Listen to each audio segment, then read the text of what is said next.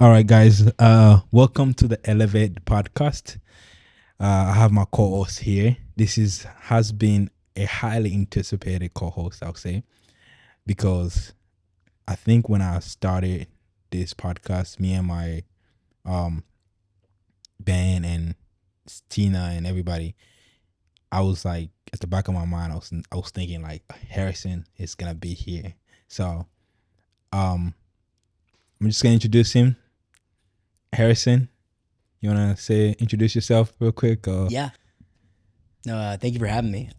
Like you said, highly anticipated and looking forward to this for a long time. But no, I'm Harrison Porter. Justin and I have had the opportunity to get to know each other the last few years. And I mean, many conversations that, like we were saying earlier, could have been recorded and hopefully would have benefited some people, but benefited us for sure. yeah, for sure. Grown quite a bit And together. and I like the dynamic of our relationships, especially the fact that we are coworker, but at the same time friends. Yeah. And not only that, we kind of learn from each other and Mhm. have that conversation. Like when we in the middle of like outside of work, we have this conversation where we just kind of like having a deep psychoanalysis of our own, you know, psyche of what is currently going on within our life, and not Yeah. only that, but also learning from each other.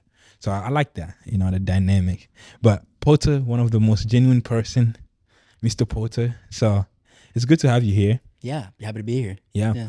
So I want to ask you this first question: what's currently going on within your psyche right now? What's going on in your mind?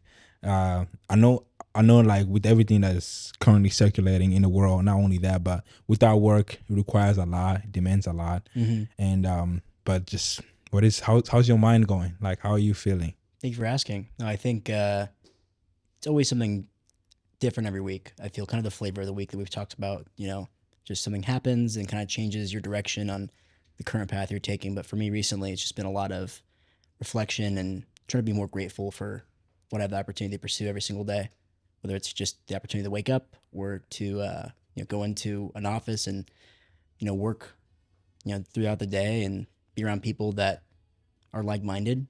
Just the little things like that I've been really trying to be more grateful for because it's so easy to get in the mind state of, oh, I'm not looking forward to doing this, but rather trying to look at it more as I get to do this rather than, I have to. So, yeah, recently it's just been a lot of, again, just being grateful for what I have rather than what I don't. So, very fortunate in that regard comparatively to people around the world. So, Yeah. I don't know. I think everybody's pain is individual and it's valid to what they're experiencing, but at least from what I've experienced, that's kind of where I'm trying to stay is a place of gratitude. Yeah. So, No, I respect that. Place of gratitude, I think it's very interesting. You know, the research that I told you, was it yesterday? That we had that little quick Google review about what it means to be the 1% in the yes. entire world. Yeah. And I've been sharing that stat. Yeah. Oh, yeah. So Everybody loves that stat. guess how much you have to make a year to be the top 1% in the world? $35,000 a year. That's pretty crazy. It's crazy. I mean, you think about what, the almost 9 billion people that roam this earth and have the opportunity to work, especially that's a smaller amount. But I mean, I think we get caught up in the idea of kind of what our society has put as the gold standard. Yeah. It's like, okay, well, you're making six figures. At that point, how much? I think we were looking at as well, what was the top 1% of United States. United States? Yeah. Which was like what, some 750,000 Yeah. a year, which Uh-huh. is, it's a lot of money. Yeah. But I mean, not even looking that far into it to really put yourself in the perspective of, this race that we're all kind of running. Yeah, I mean, 35,000 is kind of the 1% of the world. The 1% of the world, yes. That's amazing. It's mind-boggling because when you put it in perspective, especially when you consider people like, for example, from Zambia, who their GDP per capita is like 1,000 a year, and you can compare that to United States, where average income household is like $70,000, $75,000. Exactly. So that's like, wow, that's a big difference. Yeah, and like you said, household, not one person. Household, not one person. Yeah, that's interesting. Yeah, but we elevating. So Exactly. we elevating. Yeah. So in terms of like just this like going like growing wise, and I think we've been having this dialogues between me and you. And one thing I was like thinking about, and I want to tell you, I told you I was thinking about something today. So this is what I was thinking about today, right? So this, when you're having conversation with someone or when you're having dialogue with someone, and I think within our work, right, usually it's about having conversations with a lot of people and having conversations that are very impactful, and being precisions and being precise with how you communicate as well is a key. And I was thinking this, when you're having a conversation with someone, there's two ways you can perceive it. There's an internal monologues. So like, currently, right now, what are you thinking? Whatever I say, you intake it and you think about it. It's like, okay, what can I say next? And then there's also external monologues, which is like, okay, I am just here. I don't know what I'm talking. I don't know what I'm gonna say. I don't know what's next to say, but I'm just here. I'm hearing you. I'm talking to you. I'm having this conversation with you. How often does that happen to like in your day to day? That's a great question. I think one thing that we talk about a lot, and especially in the world that we live in, we come into every day and spend majority of our days in, is it's a sales environment. People want to talk. They want to kind of, a lot of people who want to be the center of attention. But I think recently, what I've really kind of been taking my internal monologue is staying internal, more so listening than speaking, Okay. and really speaking when you have something to say, rather than just speaking for the sake of it. A lot of Interesting. people, I think, that kind of fall in that, in those Which confines. which one do you think is more impactful, having an internal monologues with yourself? Because I feel like you're gonna lose yourself if you have an internal monologue with yourself True. on a constant basis. Well, yeah, you need to be able to go back and forth with somebody, and I think that's where we've really benefited from each other. Yeah. Sometimes saying some things that I don't know if I want to share this, or I don't know who to share this with. Being with a lot of people that you trust with things that might feel vulnerable, Yeah. puts you in a state of uncertainty, Hmm. where I think we've kind of found a lot of opportunity to share our inner monologue and kind of get some of those things out, because I think it gives you an opportunity to kind of dissect those things, because you know being able to get feedback from somebody is very valuable in and of itself. Hmm. Sometimes you don't know how to make of what you're thinking. Am I thinking the right thing? Am I thinking the wrong thing? Why? Um, and then how can I use this to move forward? Okay. So let's say you express your internal monologues, right, with someone else, and what is like the things that you're actually looking for? Is it the feedback, their reactions, or validations to your to what is currently going on within your psyche? Or it's like, what is it that you look for basically? I think in a lot of ways we come down to wanting to hear words of affirmation, validation, but you can't always expect that. So I think for me, recently, when I'm talking with people, is there's not an expectation of what I'm looking for, but then kind of seeing how they perceive it. I mean, even with my friends or my family, in and outside of work, like everybody's gonna have a different point of view. Um, and I a lot of times I'm looking for criticism. I think I don't want to think that I'm right. I want to know how can I make what I'm thinking that much better, or kind of find a better place of certainty in what I'm thinking, rather than just a lot of subjectiveness. It's really easy to point out the things that we can see and are objective, but I feel like I find myself in subjective thought a lot more often, to where I'm really trying to figure out why do I feel this way? Why do I think this way? Hmm. So when I'm talking to people, it's more so, I think what you do a really good job at is asking questions like, why do you think that way? Oh, well, I think this way because of this reason. Okay, what led you to feel that way?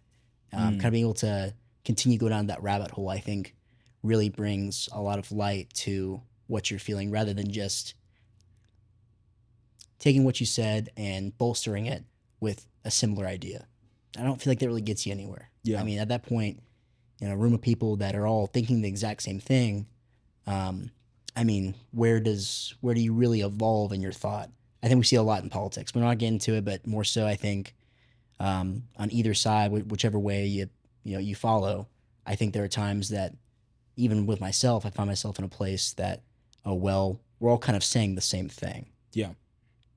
That doesn't really bring you to a new kind of platform of thinking, I think. Okay, so we all saying the same thing, but how powerful is it bringing in a new idea in an environment in comparison to having the same idea that has always been there but sticking to it?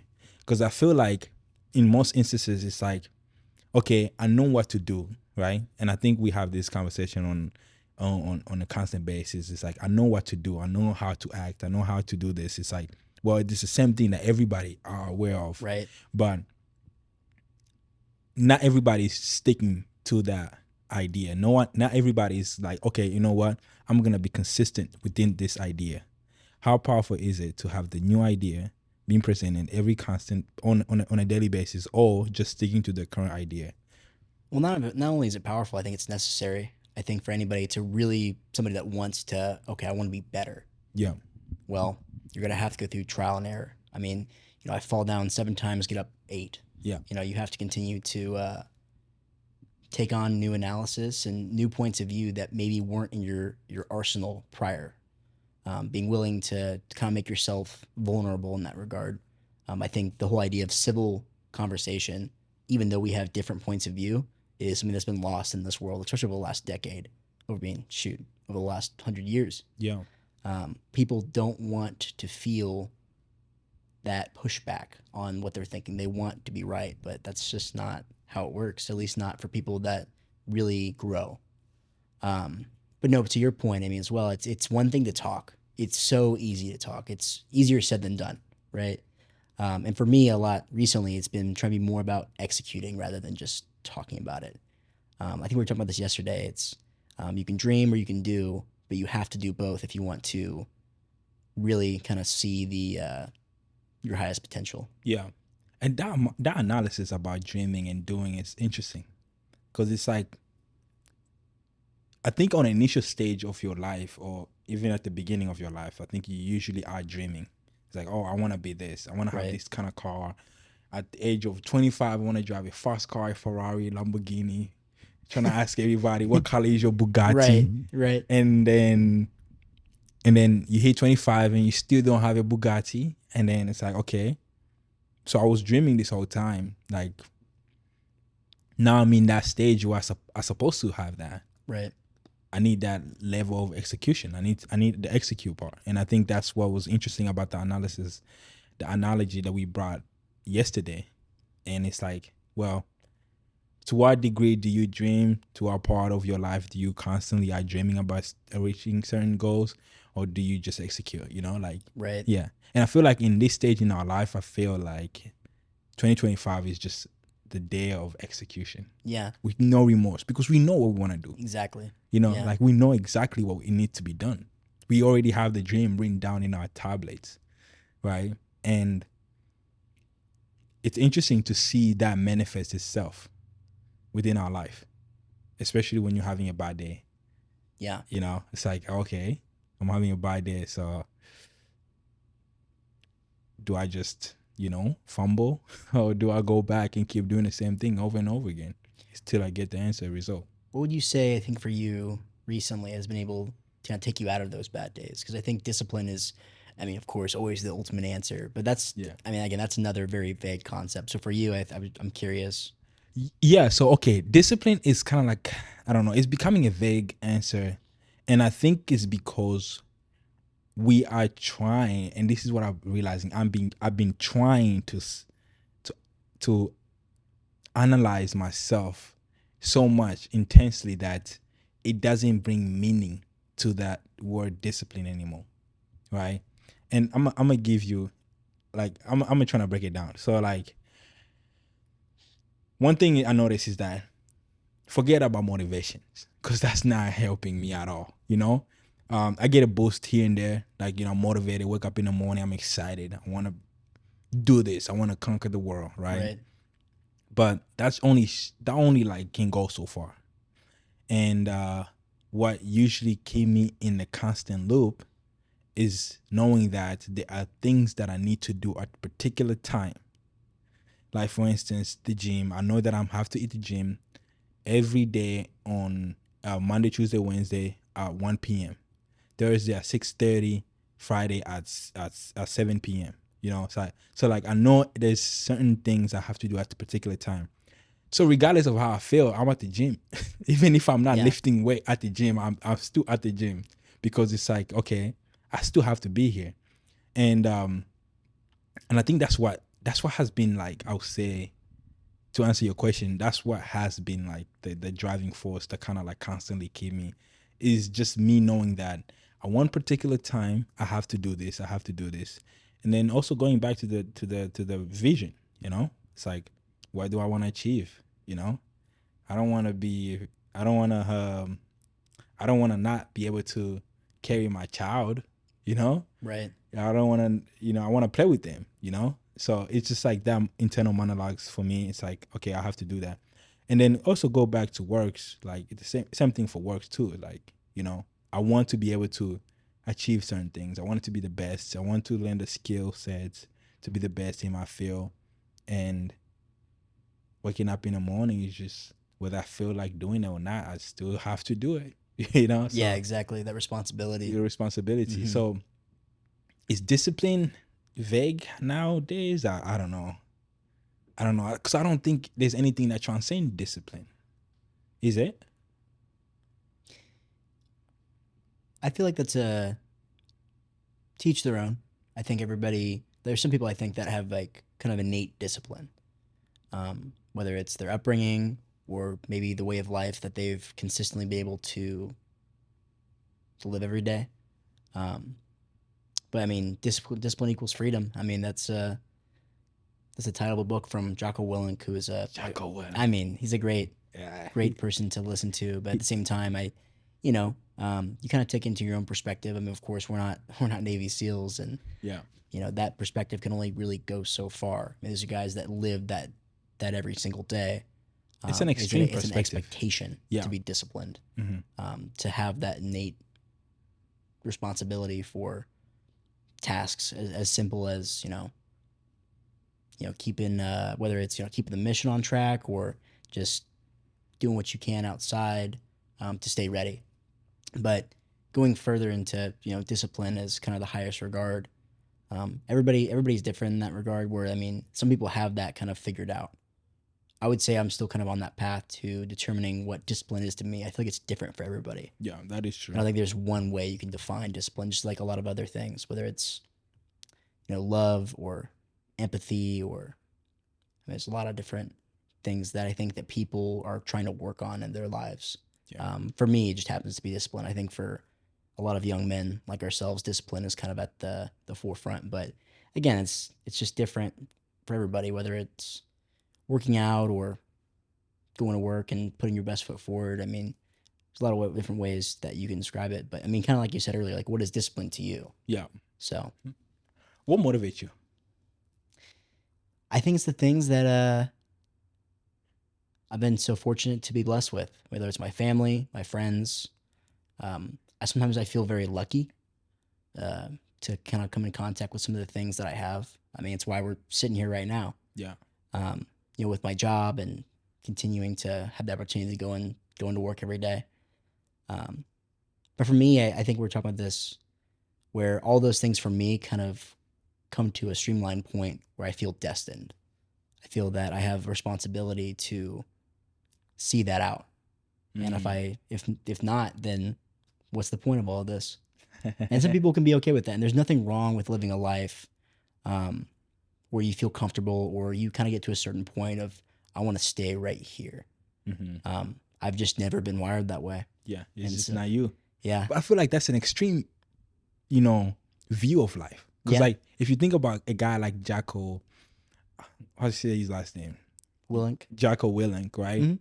You read the book Extreme Ownership. Yeah. Yeah, that One of my close friends put me on to Jocko in the first place. And Yeah. I had the book sitting on my desk. But you listen to the audio, You were telling me about the audio. I haven't listened to the audio. bro. His voice in the audio, it just make you want to do stuff. Run through a brick wall, right?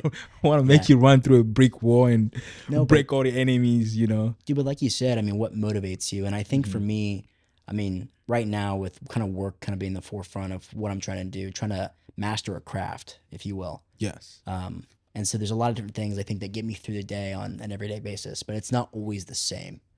Um, of course, my family, my friends, that's kind of like what gets me out of bed every morning. Mm-hmm. And then, the idea of, okay, well, I need to be having these certain habits, these lifestyle choices to eventually, hopefully do the same and be a good example by action Yeah. for my wife and children. Um, but outside of that, I mean, every day is different. And there are some days where I feel that, man, if I could just hold right here, then life will be good. But it's just not how it works. Yeah. It's just not how it works. So music's a big one. My faith is probably the biggest one. Yeah. Um, outside of that, the people that I work with, that I get to be around, that I talk to. I mean, it's very common. We'll all come over to you and kind of see how you're doing and innately get a lot of motivation just from a conversation. Yeah. Um, I get a lot of motivation from just talking to you. I work sometimes, like, like the way you put certain things, and I'm like, okay, I should probably strive for that. It's always interesting. Likewise, no, Yeah. and that's the beautiful thing about motivation is that it's not linear. Mm-hmm. And so trying to find places that you can go to and receive that is a big thing. Because like we said, like motivation isn't something that you should be dependent on. Like you need to be disciplined without motivation, whether it's working out or doing the job at hand, committing to certain things in your life outside of that, whether it's the family or your faith or, I mean, shoot, as simple as reading. Yeah. When I ask the question, is anything that transcends discipline? I just think about a few things. Like, for instance, responsibility. I feel like that's big. Purpose. Legacy. Carrying your father's last name. Mm-hmm. I feel like those things kind of like transcend discipline, because it's like discipline should be targeted toward a certain like a certain purpose or certain missions, not just something that you do. Like, you can be disciplined in doing something that is bad for you, Mm-hmm. or you can be disciplined in doing something that is catastrophically negative to your vision, to your overall vision of life. And by having that responsibility to your family, like you say, which I find this interesting, because you say this is the third time you say like destined, Mm-hmm. right? And I think, not to interrupt you. yeah, no, go ahead. I think a big part for me that has made life more interesting. Interesting is not a positive thing, but it's not necessarily a negative thing either. It's kind of somewhere in the middle, in my opinion. I say interesting a lot. Mm-hmm. It's a big part of my vernacular. But simply romanticizing life, being able to kind of make yourself the hero of your own story. I think that for me, a big thing that I've taken from TV shows or movies that I've watched in the past, as I try to find stuff that I know or has the opportunity to give me a new perspective, to be able to kind of be again the main character of my own story. And I think there's levels to that. Like you can't go too far into being that way.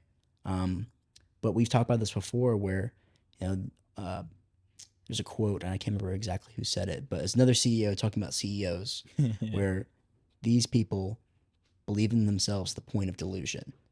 Like you have to believe in yourself more than anybody else, because you come into this world alone and you go out of this world alone. Yeah. And it's a scary thing to think about. Yeah. But at the same time, it's reality. Yeah.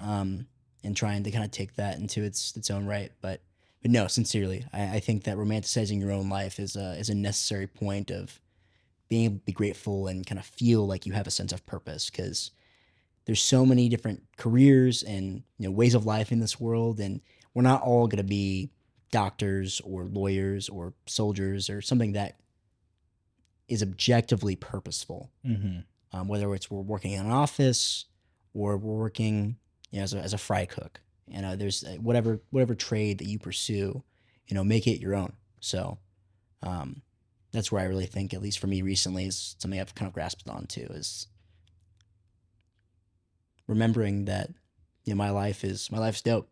Yeah, my life is My dope. life's dope, man. And but no, sincerely, it's like it's all about how you make it. I mean, Yeah. we work with a lot of people too that I mean, I would say just don't really have a taste for what they want their life to be about, whether they're around our age or double it. Yeah. So it's just interesting and sometimes unfortunate to see people kind of living a life like that. But yeah, I think for me, and as I continue to get older, I mean, I turn a quarter century Quarter century is next month. it's an interesting way of Yeah, I putting your know. age. Dude, oh my gosh. You're It's such a funny, crazy bro. thought. You said quarter century. You sound Quarter old. life crisis. Yeah. Going through it. No, I know. It's a good one. Saying a quarter century is like just make you sound old, bro. It's funny, and I've been trying to be better about that, where you don't want to be looking down on yourself too much. I think there's a fine balance between being a realist and an idealist. Yeah. Like you can't be too much of one of the. You can kind of find yourself in the middle. But you can be one or the other. But you say something about the CEO being extremely delusional about their self-belief. Right. So it's like, do you really want to find a balance? That's a good question. Yeah, and like where do you draw that line, too? Or do you actually want to draw the line? Mm-hmm. Yeah. Do you want that? Mm-hmm. Because I feel like the most extremist people in the world are usually the ones who are running the world. Very true. There's always something about them that is just extreme off. Yeah. And they expect you to trust them. Yeah. They do expect you to trust them. Well, they don't even expect you. They demand the trust because it's like their life showcase. It's not arrogance, I would say. It's just something like that life showcase that. Like, for example, you go to a concert and let's say, for example, who's the biggest artist right now that you listen to? Biggest artist fame-wise? Yeah. Let's just say you're listening to right now. Oh. I always listen to a lot of different stuff. Yeah. For you right now, I think, let's just say Travis Scott. Travis Scott. Okay. Everybody knows Travis Scott. Yeah, everybody knows Travis Scott. But don't go see his concert. Let's say be careful. Let's say get you some good seats. Not in the pit. Not in the pit. Mosh pit is crazy. Yeah. But why are people going to his concert? People are paying money to go see him. It's because he demands a level of us to adore him in some sense. So people to adore him for what he does.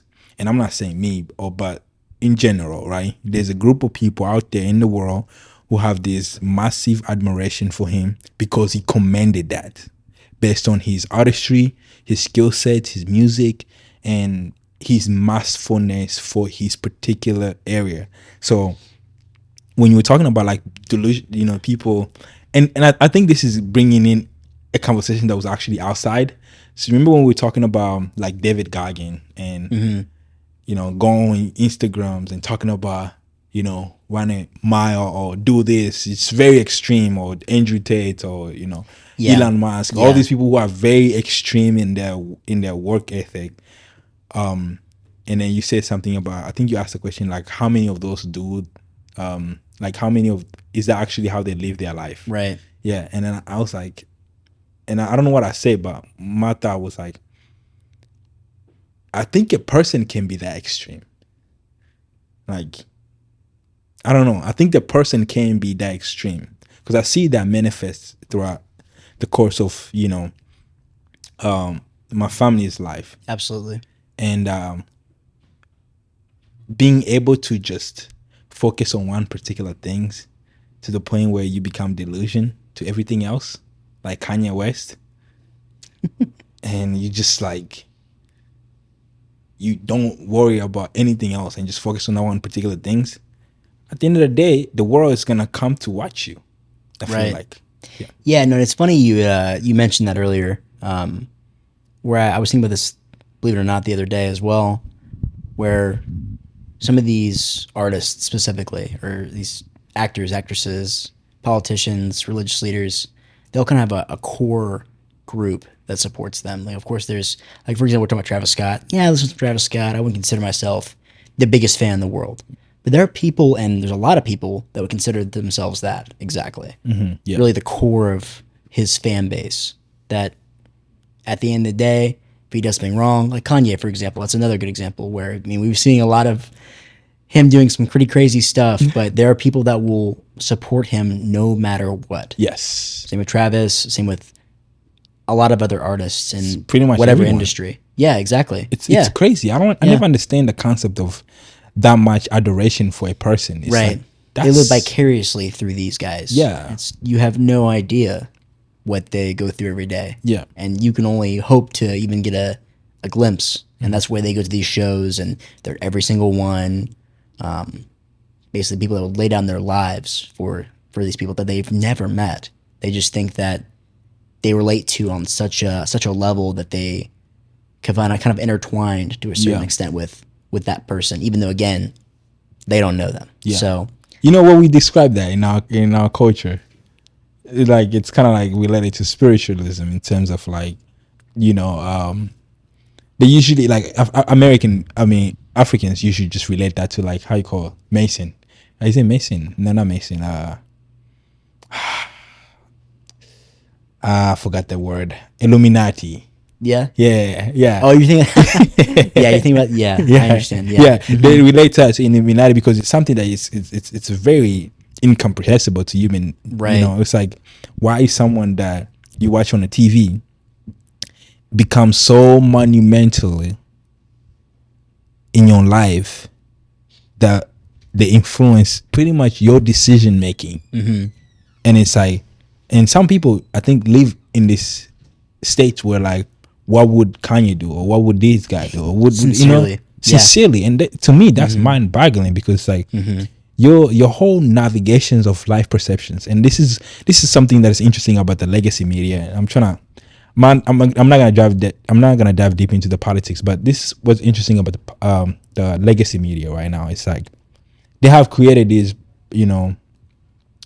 propaganda persona that they present to the world, and people are making decisions based on what is being presented throughout the world. So, and you also see like Disney, even Disney themselves, they also have their own, how should I say this? Their own like agenda, or their own purpose they're trying to portray out to the world. So it's like, either way, it's like every person in the entire world who is connected to internet is somehow slave to something. Right. Yeah. Either something or someone. So it's like it's an interesting concept. It's very interesting. No, but you make a great point. I think that it's so interesting. The human mind is such an amazing thing, but also a terrifying thing. Yes. It is the most advanced computer in the world. I mean, we're just starting to get to the point where some of these computers are starting to catch up. ChatGPT. Yeah, yeah. To where you can find yourself in positions that you're believing something that maybe you don't believe at your core, but you've almost kind of intoxicated yourself with. Yes. And intoxication is not so straightforward. That you find yourself in an infatuation with somebody or something based on your experience with it. Yeah. So I think that some people, going back just to our Travis Scott analysis, an album came out, or they went to a concert, or maybe even more so like they had a friend or a loved one that also enjoyed Travis Scott, they found a very similar experience with. And so now they feel like nostalgic, a euphoria from listening to his music because of their friend or the experience, or whatever the case may be. So that really goes for everything, I think, whether it's, TV shows and movies or people of influence. Yeah, it's kind of interconnected. So, and going back to the extreme people, do you think that's achievable for someone? Like, do you need to have a greater awakening for you to be in that state of like for example, I've been joking about this for the whole day. Like, why you still sleep when you broke? Right. Yeah. Just having that mindset of like, I'm broke, therefore I'm not gonna sleep because I'm broke. And it's not. It's kind of. It's not metaphysical. It's literal. Like you don't sleep. You work. Like work every day till you become rich, right? And but it's like sleep when I'm dead. Yeah, pretty much till you're dead. Yeah, sleep when we're dead. Yeah. I mean that's kind of like the Elon Musk, Andrew Tate's model of like, why you if you broke, why you not working? So is it for extreme people, going back to my question, for extreme people, is it like, does it require an awakening for you to come to that resolution? Or do you just have to wake up one day and be like, okay, you know what? I don't have the dream. I'm not living the dream that I'm living. I'm not doing the things that I'm doing. And I'm not happy where I'm at. And I feel like there's a responsibility in my life that I need to achieve. I still got purpose. I still got things to chase after. I want to create a life for my family and the people around me to be better. People are depending on me.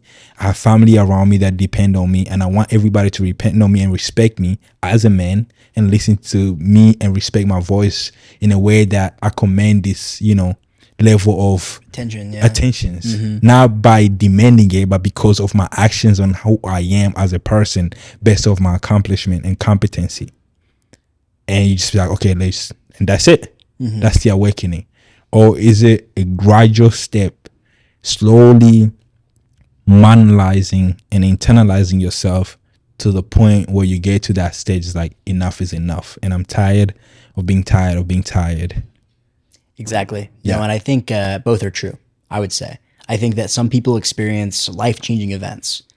And life-changing comes in a lot of different ways, whether it's the loss of a loved one or as simple as an argument between friends. Or, there's so many different versions of what we consider kind of the instant gratification of being able to be awakened in that regard. But I also think that, a gradual, consistent, just flow of suffering, I think, really gets to the point for some people where they break, and there's not like a rhyme or reason for why they break. So I think that both are true. At that point, what do you do with it? Because it's very easy to immediately turn to things that help you cope with those things. I've seen people I've seen great men fall to alcohol or drugs or a variety of different things to help them cope with what they just experienced. Like I said, like the loss of a loved one, loss of a friend, the loss of a job, changing of your life dramatically, very quickly. But the same is also true for people that struggle with something over time, but they're just pushing themselves through it with no certainty that it's going to go up or down. You're just going to kind of stay down the same path. It's not necessarily great, it's not necessarily bad, but the point where they break. And equally as bad. At that point, I think again the same question: what do you do with it? And that has to come from in yourself. Nobody can do it for you.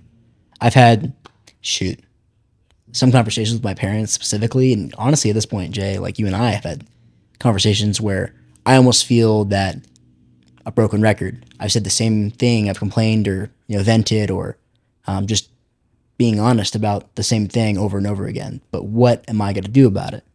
So it's the point of, when are you going to do something? So for me, it's been very gradual. I've been very fortunate to not have a one thing, one quick fix completely change my mindset to execute on certain things. But it's gotten to the point where I'm tired of being tired about certain things in my life, where I want to feel a more consistent level of discipline in whether it's for me, like waking up, going to the gym, performing at work a certain way, being with my family, my friends. I want to be the best, but at the same time, you have to be realistic for sure.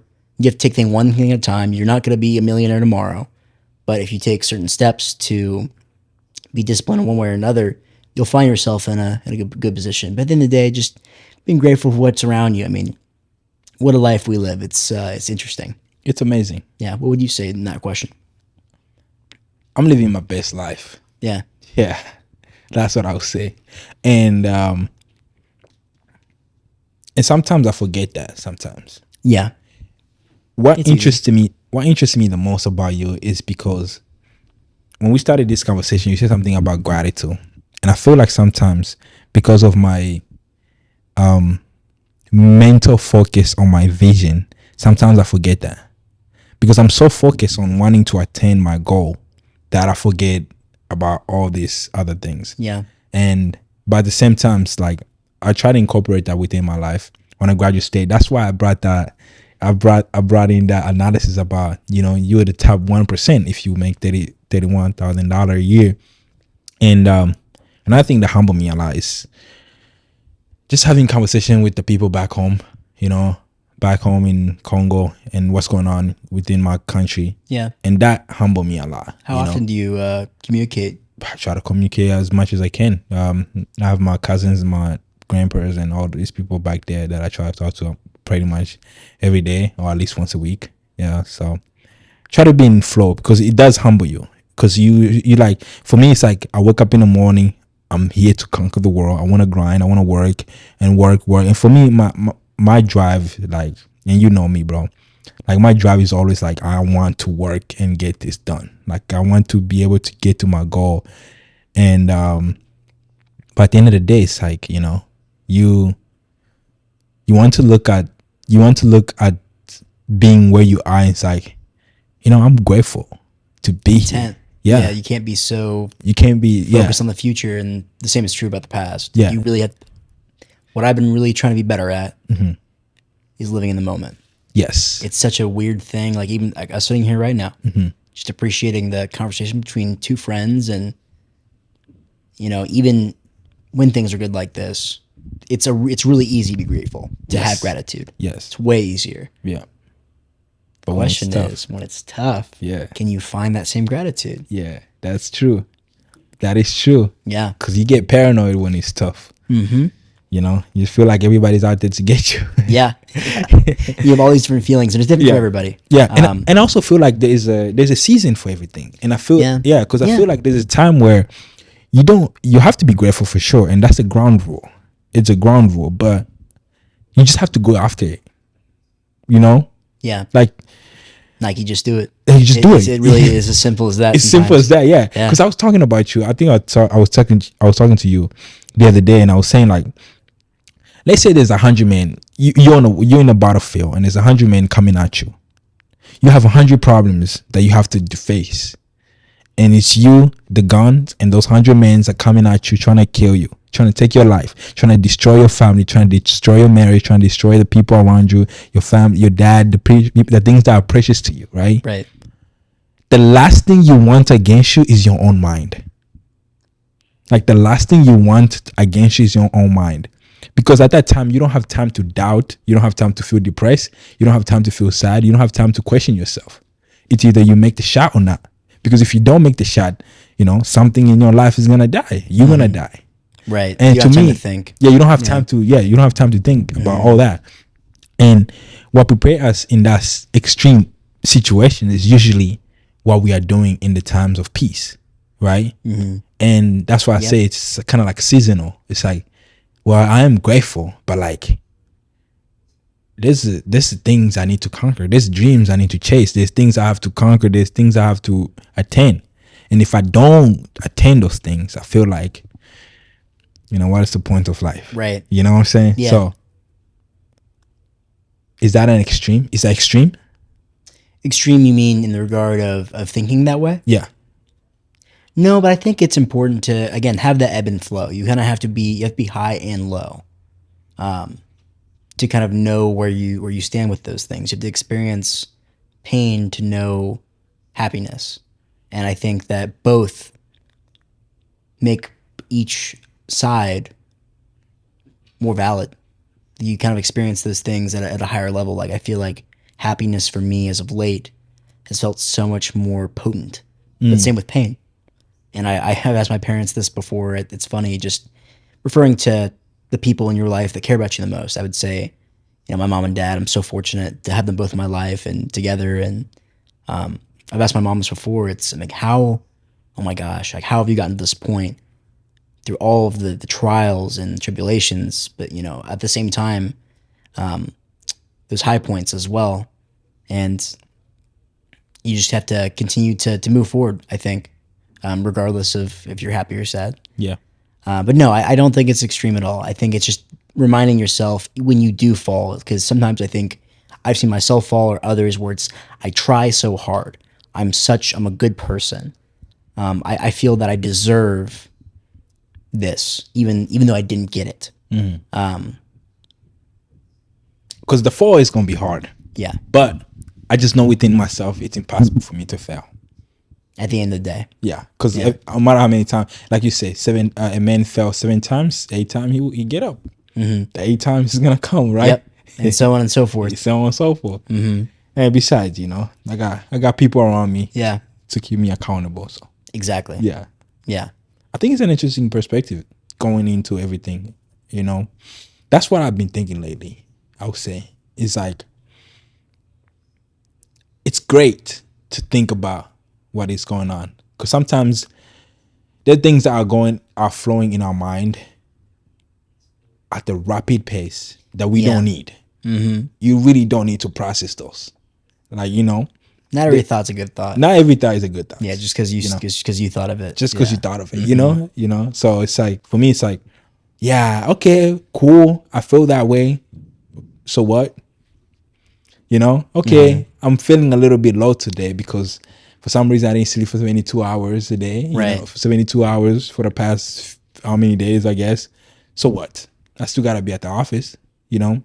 I still gotta, do this. So it's like, yes, I feel that way. But it's like,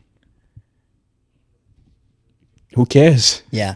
Yeah, Exactly. who cares? Mm-hmm. And to me, that's why I've been thinking about so much lately a lot, because that's deviating from my previous stance, which is analyzing why do I feel this way, Yeah. and becoming like taking a therapeutical approach. Yeah.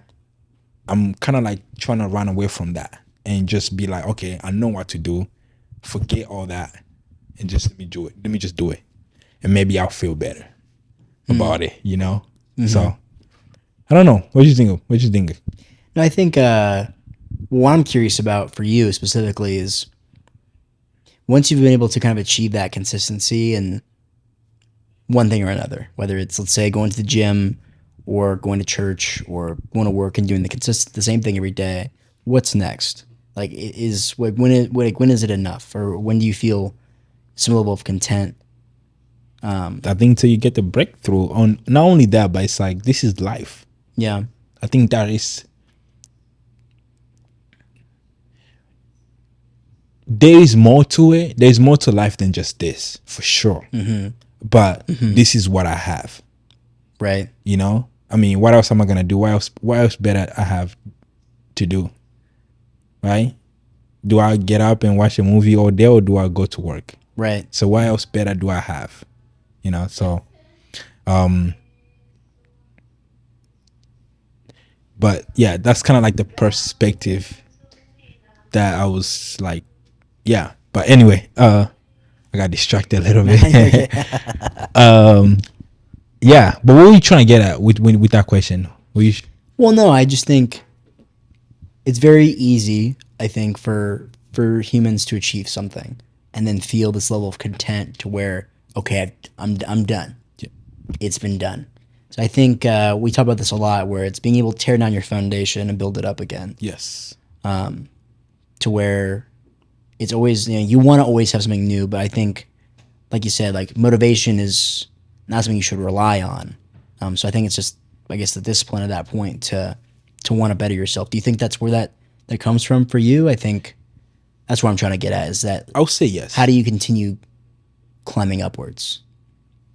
I would say yes, because one of the biggest thing I hear a lot is burnout. Yeah. Yeah, like, you don't want to burn out, Right. especially when I say something about, when I say this, and I'm like, okay, let me find that out for myself. Let me burn out. Yeah. And then I'll find out how that feel, and I'll Right. see what to do with that, because I know exactly, because I know for a fact I'm not gonna quit. After the Yeah. burnout, for sure. But where I'm at is that I need that breakthrough. I feel like I'm in that consistent level of being consistent in one particular, like, you can see like, if you look at my life, I would say I'm consistent in pretty much a lot of area. I mean, I'm not perfect, but I'm trying to be, but I'm consistent. And Right. I feel like there is a higher level to that dimensions of just being that particular, like, okay, maybe I need something new in terms of like elevating my skill set at work so that I can make more money, or grow. So So you look for that breakthrough. yeah, I do look for Yeah. that breakthrough. And I think that's really important. I think, again, people get comfortable, man. Yeah. And No, that is that's the last thing I want. oh my gosh. I don't want to get comfortable Mm-hmm. because it is easy to get comfortable. And I talk about this, and I don't want to go into detail about my works, but like Right. going up market, Right. get pushed back, come down. And I've done this multiple times where I go Mm-hmm. up market, get pushed back, and I come down. Yeah. And then I'm like, okay, I need to reevaluate my approach again, Right. before I can go up market, So it's like just me being constantly going up and get pushed back, going up, push back. I need that breakthrough. If I'm gonna go up, I stay up, Yeah. and yeah, No, and it's very human. I think at the end of the day is being able to just continue, even though I've been in the same boat, especially the last, I'd say 6 months, where I've come really close. Oh, it fell through. Oh, there we are. We're really close again. yeah, Oops. Last second, once again. yeah, And it's just like, well, what do I need to do to actually to finish this through? And trying just new things, and okay, well, that's not the answer. Okay, let me try something else. Well, that's not the answer either, and just continuing to try and find it. yeah, But I mean, at the end of the day, I think some people get caught in the idea of doing the same thing over and over again. Well, that's the definition of insanity: is doing the same thing over and over again and expecting different results. yeah. Which I've definitely found myself in that regard as well. But no, that's interesting. I think just trying different plans of attack to achieve your goal is. Who's the guy the created light bulb? Shoot, I, why am I blanking right now? my mind's blinking. I don't know if it's Thomas Jefferson or something. Thomas Edison. Thomas Edison. Yeah, okay. thank you. How many times did he do? Did he try? Oh yeah, it was like some 800 times. 800 times, something like that. It was like, and then, so that's definition of insanity, right? Right. And yet he had a breakthrough at the end of it. So it's like, as long as you know like what you're doing is what is needed to get to the goal that you need to go to, then keep doing it. No matter how many times you fail. Keep doing it because God and the universe is watching. God will reward those who work hard. I have a question for you. Yes. How would you define purpose? That's a good question. Just going right into it, right for the throat. That's a good question. I know that's. I think purpose is necessity. 100%. Yes. So how have you feel like you found it? Find my purpose? I'll say no and yes. Interesting. The reason why I'll say no is because obviously I'm not living in it. Yeah, right. I'm trying to get to it. So that's why I don't know. But I'll say yes is because I have understand myself well enough due to the trials and errors and tribulations that I've gone through to know that this is what my purpose should at least look like. And for me, purpose is doing that which God calls you to do. Right. Yeah, so that's, to me, that's a purpose. That's purpose. And being able to, at the end of my life, sitting on my deathbed and looking back and asking this question, God, did I do everything that you ordained me to do? Right. Keyword ordained, meaning you gave me the capacity, the ability, the skill sets, the mindset, everything, the resources to do. Did I do that? Or did I take that for granted? And if the answer is yes, then I say, well done. And if the answer is no, then, well, I'm dead. Doesn't matter anyways, right? Yeah. But I think that's what purpose is. It's very common for young men around our age to be kind of going through this existential crisis, if you will, of, well, I mean, shoot, am I doing what I want to do for the rest of my life? At that point, again, it's not so objective, at least where it was for generations in the past, especially as Americans, where it's like you're going to the military or you're going to be a doctor or a lawyer. I mean, those paths still exist in this day and age, but kind of, we're like, even what we do, it's okay, for what am I doing this and why, and who am I being able to benefit other than just myself. But at the end of the day, what gets me out of bed every morning? I've been asking that question a lot, just different people, and just kind of hearing their reactions. I think really that's the definition of purpose. Is what are you innately using for yourself to push yourself into getting out of bed and pursuing life with enthusiasm unknown to mankind. But everybody has a different perspective, man. It's interesting. That's It's interesting. interesting. I actually want to delve deep into that purpose. I know we're probably hitting 1 hour already of convo, but I want to delve into that purpose conversations because I feel like when it comes to purpose, it's an interesting approach conversations because it's like you are living your life and we young at the same time. It's like, do we really want to tackle that conversation? Do we really want to see ourselves manifest that right now? That's a good point. Like, how does that look like right now or 10 years from now? So I think it's important to have that conversation. So I want to dive into that. Another question I wanted to ask you before we close off is, how's your faith going? My faith? Yes. So I'm a Catholic, ultimately a Christian at the end of the day.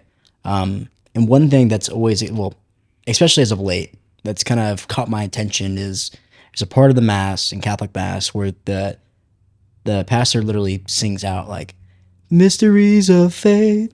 I always think that's so interesting. Why? Because it's totally up to you. Yeah. It's mysterious. It is something you can't wrap your hands or your head around, at least so straightforward. Like you're not able to just understand it as if it's written on the page. Faith is something you feel, not something you know. Interesting. So I think that's one thing I've been really trying to resonate with as of recently. Not trying to look too much into things that happen, but I'm a big believer, and it's just really common saying, but everything happens for a reason. Even as simple as, I don't know, you're driving home and a certain song comes on your shuffle that kind of makes you think about some things. Like, oh man, like I really, really needed that. It's so funny how this song just happened to come on. Or something that somebody says to you that like they don't realize, but you've been thinking about all day. It's just, it's interesting how God talks to you, or at least how you, and like, let's just say from like a very outward perspective, like how the universe interacts with our lives, to where it's just like, wow, like what a coincidence. Interesting. Coincidence is something that I'm more and more believing is not real. Coincidence is, again, destiny. Yeah, destined. Everything happens for a reason. I'm destined. That's the one thing you say today that's come up eyes is that I'm destined. Yeah. That's a really powerful thing. And also you've been saying something about faith is subjective, which I also want to ask you the definition of what you mean by that. But you want to do a second podcast on this? I would love to. Yeah. Let's do a second podcast, and then we're gonna initiate the conversation on those keys. Objectiveness versus subjectiveness. Well, not just that, but faith being objective and subjective. Yeah. And absolutely. What does faith mean to you? Because I think we have a different approach to it. Yeah, and that's the beauty of it. That's the beauty of it. That's the beauty of it. Yes. No, I mean, but I also want to delve deep into the absolutely. The differences. Yeah. And maybe challenge ourselves a little bit. Yeah. No, I love that. And I mean, obviously I'm a Catholic, which I think, I don't know, every religion kind of gets its own bad connotation and for its own reasons. But at the end of the day, I think that if you believe in something, even if it's as simple as just the universe having a way of interacting with the people in it, then I don't know. I think you understand faith to its own extent. But anyway, no, I mean, I'm always in those conversations. I think for me, oddly enough, I don't know why, I've always just been very interested in conversations such as these. Not everybody is, which is okay. Yeah. It's not everybody's cup of tea, or nobody. Sometimes people feel uncomfortable talking about these kind of things, which for me has never really been the case, which is weird. But yeah, I guess to each their own. Yeah, to each their own. I like talking to you, bro. I'm not Likewise. gonna lie, because I feel like it's often it's not often that I sit down with people and talk to them that I can actually convey my thoughts and they can actually understand and bring it back, especially within our age range. It's really Absolutely. difficult because everybody's like moving at the fast pace or either just going through the motions. They don't really they Yeah. don't really have the time to sit and think about, okay, you know what is actually my purpose in life? What do I actually want to attain? They don't have time to think about that. And not only that, it's just people just don't want to have that conversations. They Are you don't want to familiar with confront themselves. They don't want to look at the yeah. abyss. 100%. Like again, like it makes them uncomfortable. Yes. I've really tried to get better at, instead of avoiding those conversations, to lean into them. I'm not familiar with like Jaden Smith, Will Smith's son. Yes. Very controversial in his own right, but when he was younger, he made this comment on this talk show. It's like, I just want to talk about the socioeconomic planes of our society, and like he got a lot of slack for it. Yeah. And understandably so. And like you shouldn't take everything so seriously, but at the same time, you're always gonna take things unseriously. Yeah. It's a happy balance, just like everything else. And Yeah. I don't mean to kick a dead horse with that regard, but it really is. I think the ideal way to live life is being able to be on both sides of that coin, Yeah. of being serious and unserious, but not too much of the other. Yes. The balance is what you can't you lean on to for a while now in terms of like Yeah. finding a balance in everything. So Yeah. that's an interesting conversation. Also, It's hard, man. yeah, It's hard. It is hard. It is hard, and I don't know. It's just complicated sometimes. Absolutely. I mean, sometimes you feel like you're just a little too far this way or the other way. Yeah. Ideally, you never want to be too far on one side or the other. Yeah. Life's interesting. Yeah, life is interesting. Well, I feel like the conversation was getting good, but I think we gonna have to cut this part Yeah. and then we're gonna do the second one. But Harrison, thank you so much for coming. Justin, thank you for having me. That was a great conversation. I hope to have many more, my friend. Yeah. And it's funny. Again, there's so many times where we're just standing in the office having conversations such as this, and Yes. it's like, oh my gosh, if We have a plethora of information of conversations within Yeah. our arsenal that we can Absolutely. communicate and convey to people on a platform such as the Elevate podcast and the YouTubes. So stay elevated, baby. stay elevated, baby. You heard that. Hit the subscribe button. Thank you so much for coming again. You guys just subscribe, get the notification button, and next time, Harrison, you're gonna be coming again. So yeah, Looking forward to it. it's good to have you, bro. All right, brother.